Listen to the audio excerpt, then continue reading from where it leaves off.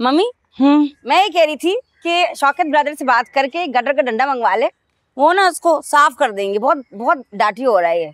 हाँ 150 दे देना, मान जाएगा। हाँ करवाती हूँ। और मम्मी एक बहुत जरूरी बात है, आपको पता है हानिया को साइकियाट्रिस्ट के पास ले जाने की जरूरत है अब।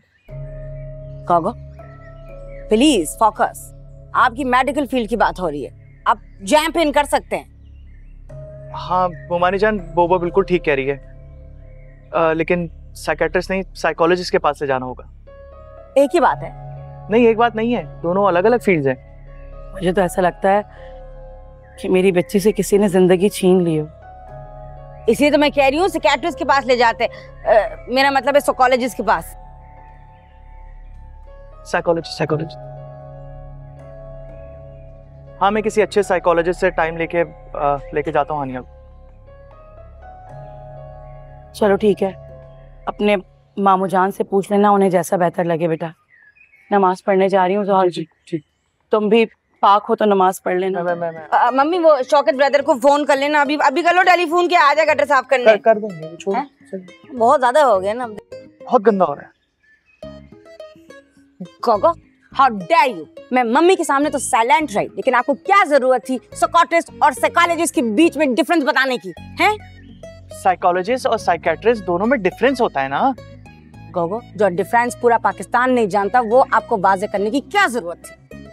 आपने मम्मी के सामने मुझे यू टॉक के मेरी इंसल्ट किए, उनको लगेगा आप मुझसे इसी टून में बात करते हैं, जैसे कि मैं कोई जाहिल, अनपढ़, अनएजुकेटेड, अनकल्चर्ड, इलिटरेट हूँ। क्या आपके लिए मैं स्टनिंग, जॉर्जियस और मेस्मराइजिंग नहीं रही हूँ जो आप इस टून में मुझसे बात करें, वो भी सरेआम पब्लिक में? नहीं, वो मैं तुम्हें करेक्ट कर रहा था। मैं क्यों कहूँगा ऐसे? तुम ऐसे गुस्सा कर रही हो। No, I am not illiterate and uneducated. जैसी मैं हूँ प्लीज मुझे वैसी ट्रीट किया करें, लाइक ए स्कॉलर। अच्छा सॉरी।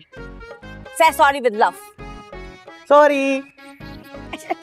मैं ओवर एक्टिंग कर रही थी, कोई बात नहीं।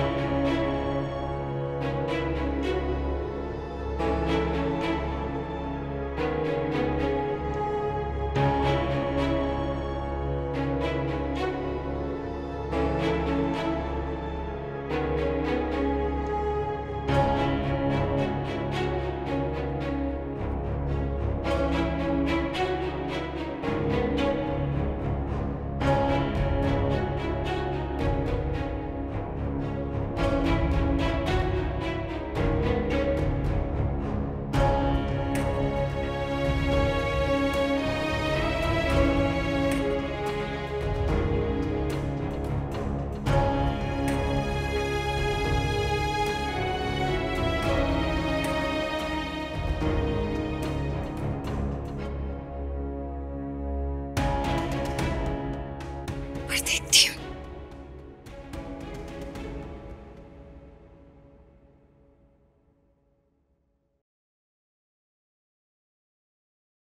अरे संजली भाभी,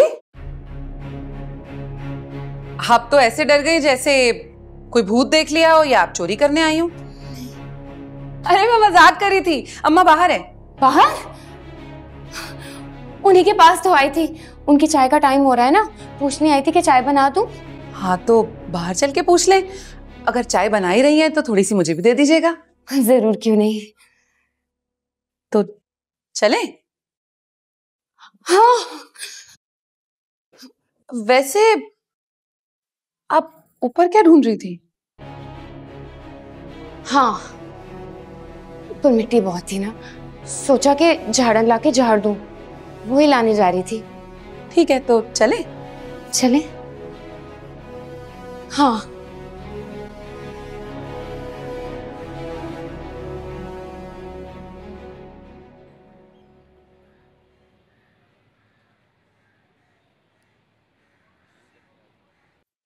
बेटा पहले तुम एकदम गायब हो गए, फिर अचानक आए तो मिन्नत समाजित करने लगे। अरे बंटो फुप्पो, मेरा कुछ कीजिए, मुझे किसी तरीके से दुबई भेज दीजिए ताकि मेरे वारे न्यारे हों। दुबई में जाके किसी के वारे न्यारे नहीं हुए। जितने भी लोग हमें मिलते हैं ना, कहते हैं हम तो रुल गए। आप पैसे उधार मांगती है ना, इसीलिए। बड़ी जबान चलती है तुम्हारी है। इस तरह अगर हाथ पैर चलते ना तो आज यहाँ हमारे पास हाथ जोड़ के ना बैठे होते। लफ्जों से खेलना मंटो तुम पर एंड है। अरे एंड तो मेरी जिंदगी हो रही है, कुछ कीजिए। माँ जी की जायदाद का बंटवारा हो ताकि उनकी इकलौती बेटी है महविश, उसको बड़ा हिस्सा मिलेगा। इकलौती बेटी का इकलौता शौहर मैं हूँ, समझ रही है ना आप कितनी दूरअंदेशी से काम ले रहा हूँ मैं। चलो ठीक है, करते हैं कुछ तुम्हारे लिए। तो फिर मैं मुतमईन होके जाऊं? हाँ हाँ जाओ जाओ, लेकिन आते जाते रहे। बस यूं गया और यूं आया। अरे बेटा बात सुनो, वो तुम्हारे पैसे जो तुमने भेजे थे ना, हमने मांगे थे, वो मुझे मिल गए। तुम्हारा बहुत बहुत शुक्रिया। बस एक 8,000 रुपए और दे दो,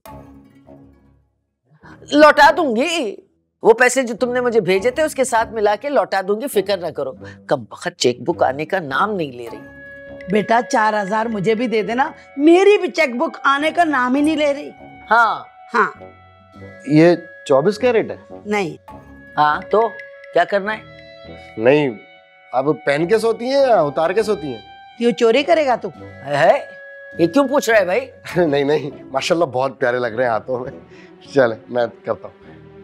एक अनार 100 बीमार। इस बहार बेगम की प्रॉपर्टी जो है ना, एक मुअम्मा बन के रह गई है। हर बंदा फोन कर रहा है, कब फैसला होगा, कब फैसला होगा, पता नहीं कब होगा जी। अरे रहने दे, ये सब बेवकूफ हैं, इनको पता नहीं है जब ये प्रॉपर्टी हमारे हाथ में आएगी ना तो कोई हिस्सेदार नहीं होगा, किसी को कुछ नहीं मिलेगा। ची पटाख दम पुख्त कड़ीदा हुड़ल हुड़क शेषंबा, ची पटाख दम पुख्त कड़ीदा हुड़ल हुड़क शेषंबा। मुझ पे ना फूका कर, अच्छा? थोई।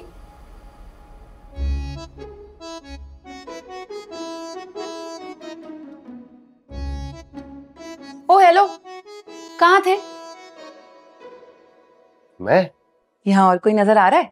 आप ही से पूछ रही हूँ, कहाँ गायब थे? पूरा घर ढूंढ लिया मैंने। बस यही तो तुम्हारी रोमांटिक बातें हैं। तेरी तलाश में दर बदर फिर रहा हूँ ऐ हम नशीं। अच्छा बस बस बस, फजूल की शायरी करने को नहीं कहा है, सवाल का जवाब मांगा है वो दे दो। कहाँ थे? पहले मेरे सवाल का जवाब दो। जब तुम्हें मेरी रोमांटिक शायरी पसंद ही नहीं है तो तुम मुझे ढूंढ क्यों रही थी? मैं नहीं, अम्मा आपसे मिलना चाहती। ओह, तो ये कहो ना कि मेरी बेइज्जती का वक्त हुआ चाहता है। हाँ तो करवा ले। अम्मा से जो आपने मुझे झूठ कहने को कहा था ना कि घर नहीं बिका, वो मैंने कह दिया है और उनको इस बात पर यकीन भी आ गया, इसीलिए वो आपसे मिलना चाहती है। गुड हो गया, इसका मतलब है जायदाद में तुम्हें हिस्सा मिलने वाला है। उसका पता नहीं। हाँ लेकिन अम्मा को धोखा देने में मैं कामयाब हो गई हूँ।